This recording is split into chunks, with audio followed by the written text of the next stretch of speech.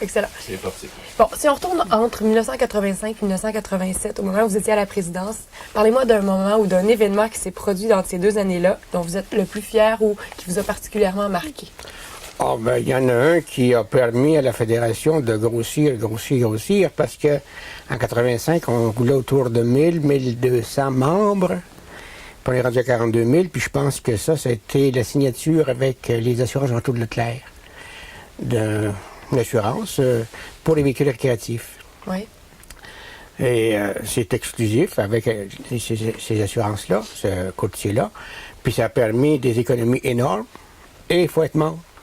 Donc, je pense que c'est ça qui a permis d'avancer, de grossir le plus la fédération. Ça, c'est un événement dont vous êtes fier? Oui, absolument. Oui.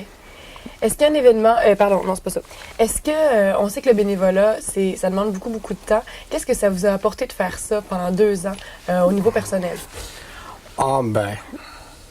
Puis à l'époque, c'était vraiment du bénévolat. Parce qu'il faut se rappeler que des sous, il n'y en avait pas. Mais c'est... Peu importe le montant d'argent, là, du bénévolat, je pense que c'est toujours se dépasser. C'est toujours d'apporter un peu plus, puis pas payer. C'est ça qui est intéressant. Oui. Mais c'est un ensemble de choses que ça a apporté. Je pense qu'on ne peut pas viser, on ne peut pas pointer une chose en particulier. Ouais. Je pense que c'est, en gros, là, ça a permis de s'améliorer soi-même, d'aller chercher des choses pour nous autres. Oui.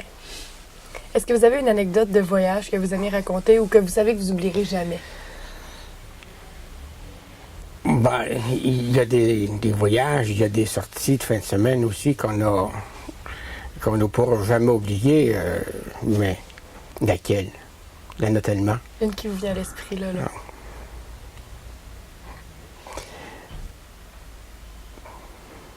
Quelque chose de cocasse qui se serait produit, par exemple. On a eu beaucoup d'événements de la pluie, là, des trucs drôles comme ça, mais... Oui, mais je sais pas. Qu'est-ce que c'est qu'on pourrait... Ça vous vient pas? Ça ne vient pas l'idée. Ça vous vient pas. On a parlé tantôt des assurances Leclerc. Oui. Est-ce qu'il y a autre chose qui, d'après vous, a été un élément déclencheur pour faire en sorte que la Fédération est ce qu'elle est aujourd'hui? Ben oui, parce que quand j'étais là, on a parti bien les choses. On a commencé d'abord la classification des terrains de camping. Ça a pris une autre forme, mais des terrains sont déjà... Il y a des terrains qui sont classifiés.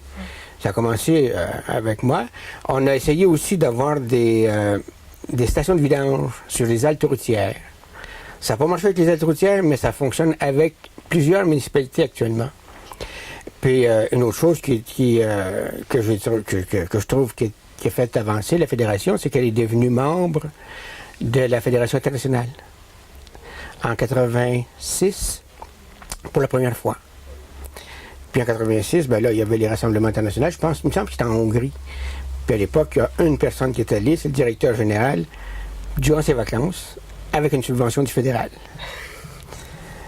On pouvait pas, on n'avait pas les ressources pour. Fait que il est allé seul. Puis je pense que ça aussi, ça a permis une ouverture sur le monde de la fédération. C'est le seul gros regroupement francophone en Amérique du Nord.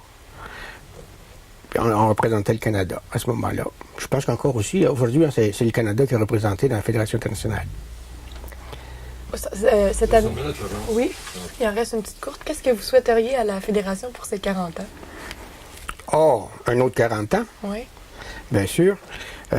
Puis je souhaiterais d'être... Quand j'étais là, nous autres, on espérait atteindre 100 000 membres. Je pense qu'on les a atteints. On a 42 000 familles, là. J'ai tout près de 100 000 membres. Puis un autre 100 000 pour regrouper tous les campeurs du Québec. Merci beaucoup. Ça m'a fait plaisir. C'est tout.